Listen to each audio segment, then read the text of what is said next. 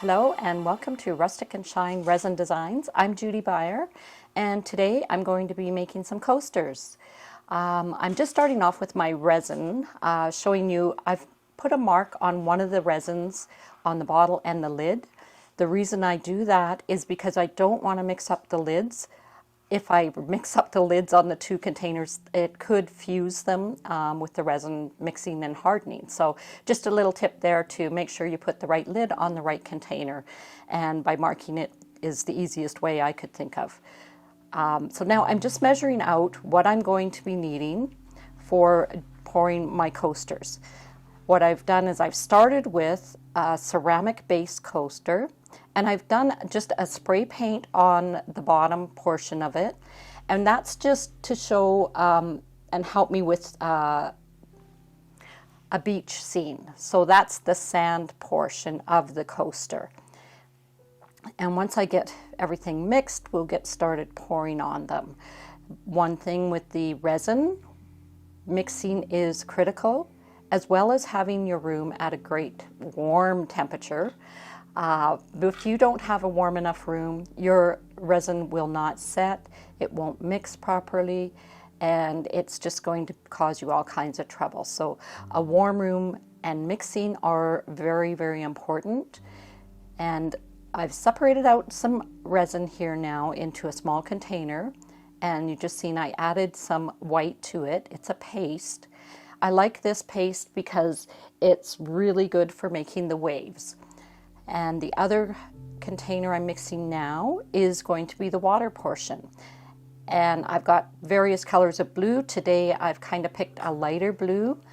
Every place has got different colored water, so I'm always making things with different colors of blues or turquoise colors. Today is a nice light blue.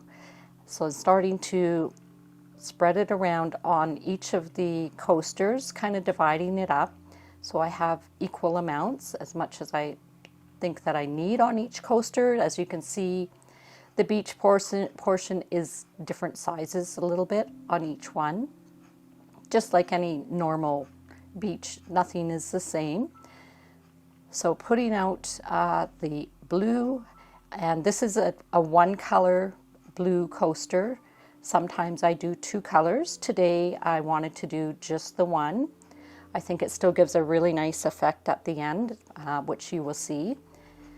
So working kind of quickly, I've got about a 20-minute time frame here before the resin starts to set up. So, not wasting time. Always when I'm doing something, I've got a plan before I get started. I know what I'm pouring on. I've figured out how much resin I'm going to be mixing, if I'm going to need other containers to make different colors, or as in this case, one for the blue and one for the white portion of the wave. So just being organized and thoughtful about what you're doing. Now I'm just spreading the resin down to meet where the sand color is and going up around the edge. And I'm going to be just doing the top portion on each one of these for now, making sure I've got enough resin to cover the base really well so you don't see through anything on the coaster that you don't see the white. So spreading that, and then I'll be coming back after and doing the edges. And I still have some in my cup. As you can see, the resin hasn't been all used. I always like to reserve a little bit, because then if I don't have enough on one of the coasters, I've got that portion to use to add to any one of them, especially when I'm putting it around the edge of the coaster. It takes a little bit more. So just being mindful, and there's no exact amount. You just have to do it and see what you're comfortable with, how it looks. If you think you need to add more, then you can add more. That's a lot of the things with resin, is that you have to just use your own judgment to know and decide what you're comfortable with and how it looks, how it's feeling as you're going along. So I'm just going back, adding a little bit more to each of the tops. not wanting to be wasting any resin either. So again, that's the planning portion. You want to make sure you're not mixing up way too much product, because resin is not inexpensive. And this resin is new classic resin. I've been using this one for a little while now. I like it. It's a 1-to-1 ratio when you're mixing it. So that is very easy to do. Always cleaning your products too as you're going along. When I'm measuring and mixing and things like that, I'm typically cleaning, unless I'm not going to be reusing something. But usually all of my measuring cups that I have are all silicone, so I do reuse them. I'm using just Lysol wipes. They're great for cleanup. They take the resin off, and I'm talking about when the resin is still wet, not once it dries. So when you've got, I'm wiping around the edge of each of the coasters now with my fingers, and once I'm finished doing that, I'll use the wipe that's in my other hand to wipe the glove that I'm touching the coasters with, because that way I can remove the resin off of my glove, and if I touch something else, I'm not spreading it around. And they're very, very useful and handy. I buy big cases of them, so I use a lot of them, but they're the best thing for cleanup. So something to keep in mind, keeping things clean as well as being organized. So I'm just going around the edge, and you can see now the edges are turning a bit of the blue color from the white. You can see here I'm spreading it around. Now the edges, of course, are not going to be as dark of a blue, because just the way that the resin is going to naturally run off the side of the coaster. Whereas on the top of the coaster, the resin is just sitting there. It's going to settle and smooth out, but it's thicker than what I have on the edge. And also with this, I will be doing a second coat once these ones cure and harden. So there will be a second coat, because you're probably saying, well, it's great you're doing the edge on the blue, but what about on the sand? Well, the sand will get an edging as well, and that will come when I do the clear coat on the top. So now just checking in on my white portion, which we'll use for the wave. And I'm just going to take the bubbles out, because it's always good if you can take bubbles out as you're going.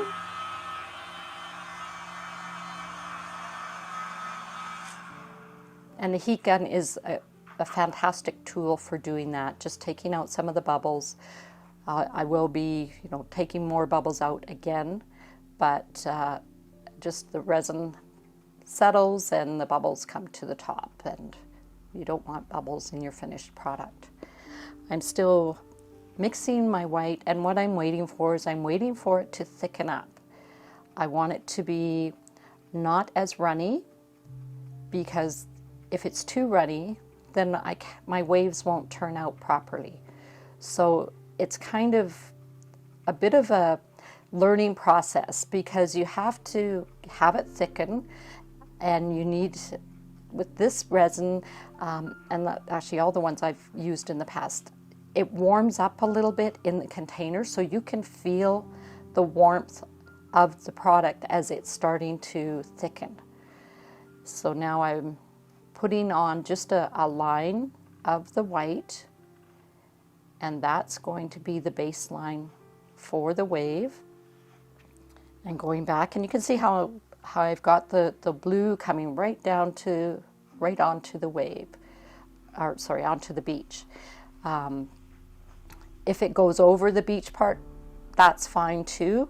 I mean, every wave is different, and every beach is different, and sometimes the blue color does go up onto the beach as the waves come in. So everything is flexible as far as, what your outcome is going to be, and everyone is unique. There's no two resin pieces I've ever done that have been the same. And that's kind of the fun part about resin, is when you're doing this, even though it may look a certain way once you finish pouring and once I've finished blowing the wave, once it's set, it may look a little bit different because the resin is still moving. Until it hardens, it's got a little bit of a movement.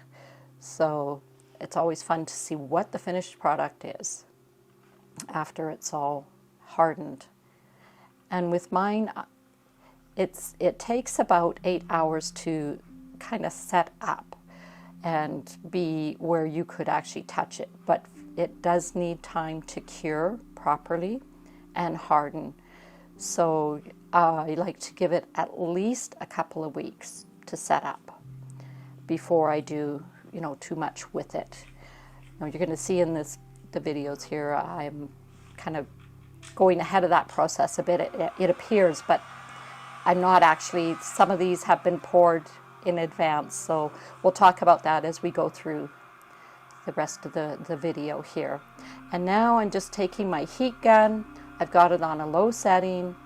I've got the heat turned up high on the heat portion. It's got two settings, the actual heat setting, and I can do a high or a low blowing on it. And I'm just using the low.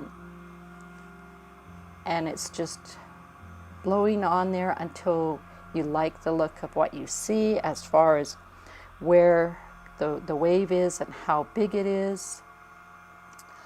Having these coasters sitting on something that is level is imperative. If your surface, that whatever you're putting your coasters on is not level, you're going to see your resin slide off to one side, and it's not going to give a nice level finish to your coaster. So make sure in advance that your table is level, that your whatever, I'm using some plastic containers here to put my coasters on top of, and making sure when I put the coaster on the top there, I've taken a level and made sure that they were level before we even started. That's not something I showed on the video here, but that is something I do. I've got a level that I always have available on my tables, and am always checking that. Because if you've got a coaster, like I say, that's not level, you get an end product that's troublesome, or maybe not even useful. So wanting to be very careful about that. And now I'm just taking my little gun here to take out all of the rest of the bubbles, and this also helps with making the foam wave a little bit more bubbly looking, kind of those little bit of crashing waves coming in. So, and it takes out the rest of the tiny bubbles. And always watching on your pours for any little imperfections, if there's any little dust or little fine hairs or anything that might be just in the air, you want to take those out. And just doing another top up here with the torch, taking out the bubbles. And then we're going to move on to, once those have set, we're going to start doing our clear coat. So I've got another set of coasters here I've actually done before this video shoot, so that I could show you how to do the clear portion on these. And so you've got, again, I've got the coasters all set up, and I've made sure they're level, and I'm measuring out my resin. Again, I've got the marks on my resin with the marks on the bottle and on the lid to make sure I'm putting the right lid on the right container. So that's just something I stumbled across. I didn't actually ever have that happen where my lids adhered onto the bottle, but I have seen other videos where people have had that happen, and I just thought that was a really important thing to do to mark it so I didn't have that accident happen. And again, I'm mixing.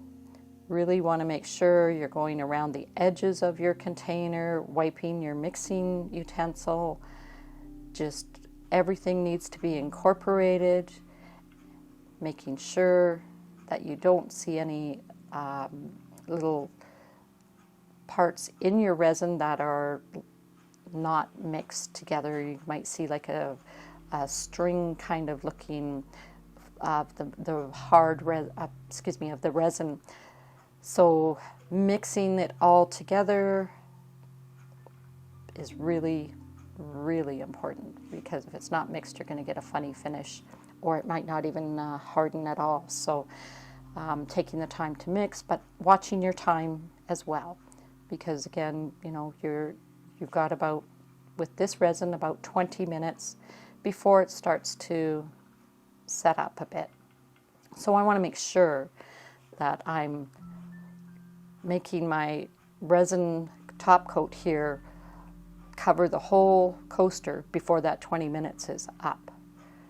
And again, dividing it up, I've, you know, figured out how much resin I needed. So when I was pouring the right amount, and I'm not wasting resin. And although I'm saying I'm not wasting resin, you may see on any resin pour that there's going to be some overflow, there's going to be some runoff, and that's just natural, because the resin can only, like any liquid, stay so thick, and it's going to run off to some degree. So that's not uncommon, that's just a natural part of pouring your resin, but trying to minimize that as much as you can. And just smoothing it out on the top here again, so I'm happy with what it looks like. This time it's covering the whole coaster, where the previous portion of the video was just me doing the water portion. This is actually covering the water and the sand portion, and it will even out across the whole coaster. And you can see it kind of dripping off the edges there. So now I'm going to just go around, and I'm just going to use my finger to go around the edges to make sure all of the coaster edge is covered. You can use a utensil if you want to for this. It's just a personal preference of mine that I like to use my hands, because I like to be able to feel, if I can feel a dry spot, then I know, you know, I've gone back and covered it. So again, it's just a personal preference. Tools are fine as well. It's what you get used to doing. So making sure I've got everything covered.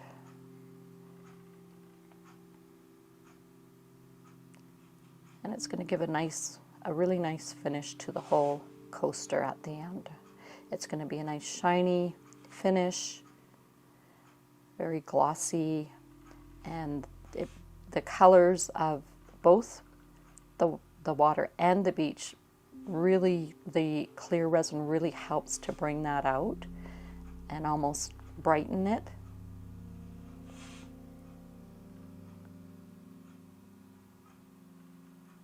And just smoothing it out and going around the edge here. And again, you can see it's dripping off of each of the coasters, and that's okay. The drips are going to end up being a part of the coaster once it dries, so I will show you what I do to finish off the coaster at the very end here. But for now, we're just wanting to make sure all the edges are covered, and it's just going to keep settling, and it's going to naturally level out the resin on top of the coaster, so it'll be a nice finish. Time to take out some bubbles.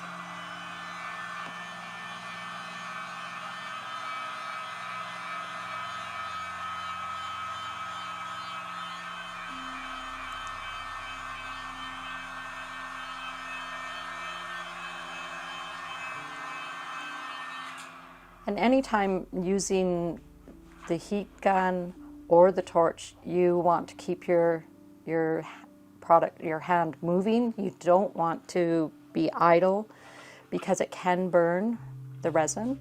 So the torch, I'm always moving my hand very quickly because it's flame, so it actually can easily burn the resin. But it's a great tool for taking out bubbles and giving that nice finish at the end. So just always being aware of the safety with your resin.